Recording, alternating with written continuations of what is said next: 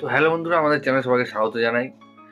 তো এই ভিডিও আজকে রিভিউ করবো দি রাজা সাহাব মুভিটি। তো চলুন সময় নষ্ট না করে ভিডিওটি শুরু করা যাক।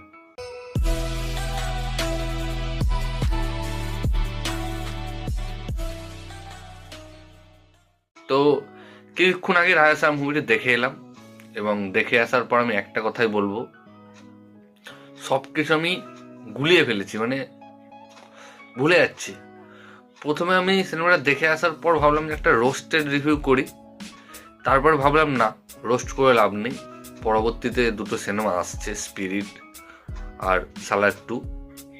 তো সেটা যেহেতু একটা ভালো সিনেমা হবে, সেখানে দেখলাম থাক, মানে এবারের মতো ছেড়ে দিই। সিনেমাটি ডাইরেক্ট করেছেন মারুতি এবং বলে না, কনফিডেন্স ভালো, ওভার কনফিডেন্স ভালো না, ঠিক তাই হয়েছে। তো মারুতির একটা ইন্টারভিউয়ে মারুতি বলছিল যে আগে সিনেমাটা দেখুন, তারপরে আমাকে যা বলবেন আমি তাই শুনবো, এই ধরনের। সিনেমাটা না দেখে এসে গাল দিবেন না, দেখে এসে গাল দিন। তো আর গাল দেওয়ার মুডও আর নেই সিনেমাটা দেখার পর। প্রায় 400 থেকে 450 কোটি টাকা বাজেট। আর যদি কাউরের প্রচুর পয়সা থাকে, টাকা থাকে এবং খরচ করতে পারছেন না, যদি খরচ করতে চান তো আমার সঙ্গে দেখা করুন। আমার একটা চেনা নায়ক রয়েছে যার নাম প্রভাস, তাকে দিয়ে সিনেমা করাবো, আপনার টাকা অটোমেটিক দেখবেন শেষ হয়ে গেছে। কারণ 350 কোটি টাকা নষ্ট করেছে সাহ করে, তারপরে 350 কোটি টাকা নষ্ট করেছে রাধেশ্যাম করে, তারপরে তো ঠাকুরের নামে 600 কোটি টাকা নষ্ট করেছে আদিপুরুষ করে। কিছু বলার নেই, যেহেতু সাউথে ভগবানের মতো মানে তাকে রেবেল স্টার বলা হয়। একটা কথাই ভাবছি, যদি রাজামৌলি সাথে যদি বাহুবলী সিনেমা না করতো বা প্রশান্ত নীলের সঙ্গে সালান না করতো, আজ মনে হয় প্রভাসকে খুঁজে পাওয়া যেত না। তারপরে যা স্ক্রিপ্টের ছিঁড়ি, এর থেকে ভালো স্ক্রিপ্ট আমি তৈরি করতে পারবো, আমি লিখতে পারবো।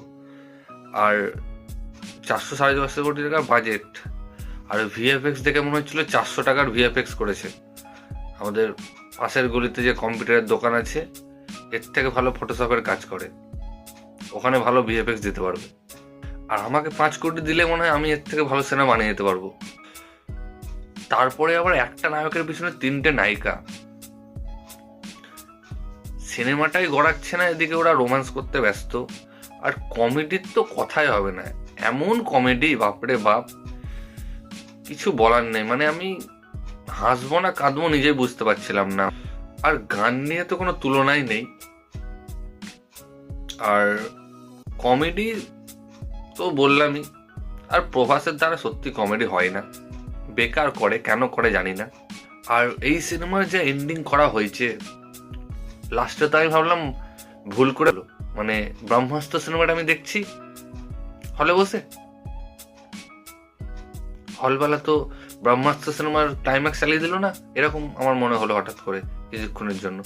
যাই হোক, তারপরে আবার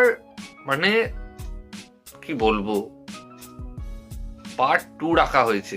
এন্ডিং তো বলার নেই, তারপরে পার্ট 2 কি জানি কারা দেখবে পার্ট 2, বা আর কি প্রভাস পার্ট 2 করবে কিনা প্রভাস নিজেও জানে না। আর সবার অ্যাক্টিং নিয়ে যদি কথা বলি, যেটা গোটা সিনেমাতে আমি দেখতে পাইনি, কারোর অ্যাক্টিং আমার ভালো লাগেনি। আর একটা জিনিস জাস্ট ভালো লেগেছে, সেটা হচ্ছে মাঝে মধ্যে কিছু বিজিএম বাজছিল, সেই বিজিএম গুলো ঠিকঠাক ছিল। এবং আমি যখন এই ভিডিওটা বানাচ্ছি, আমি যেটা শুনলাম বক্স অফিস প্রায় 50 কোটির ওপরে করে ফেলেছে। জানি না কারা এসব সিনেমা দেখতে যাই, আমিও তো গিয়েছি, বাট এইরকম বক্স অফিস ওয়ার্ল্ড ওয়াইড তো শুনছি 100 কোটি ছাড়িয়ে গেছি। জানি না সত্যি কি মিথ্যা, যাই হোক সাউথে এরকম করে ওরা। তো দেখা যাক কি হয়। এই ভিডিওতে এতটুকুই। এমনি আমার এই সিনেমা দেখে আর কোনো সিনেমা দেখতে ইচ্ছা করছে না। যাই হোক, তো এই ভিডিওতে এতটুকুই গাইস। ভিডিওটি ভালো লাগলো অবশ্যই ভিডিওকে লাইক কমেন্ট শেয়ার এবং চ্যানেলটিকে সাবস্ক্রাইব করুন। অবশ্যই সাবস্ক্রাইব করুন, কারণ এই সিনেমাটি আমি দেখে বেঁচে ফিরেছি, তো সাবস্ক্রাইব করুন।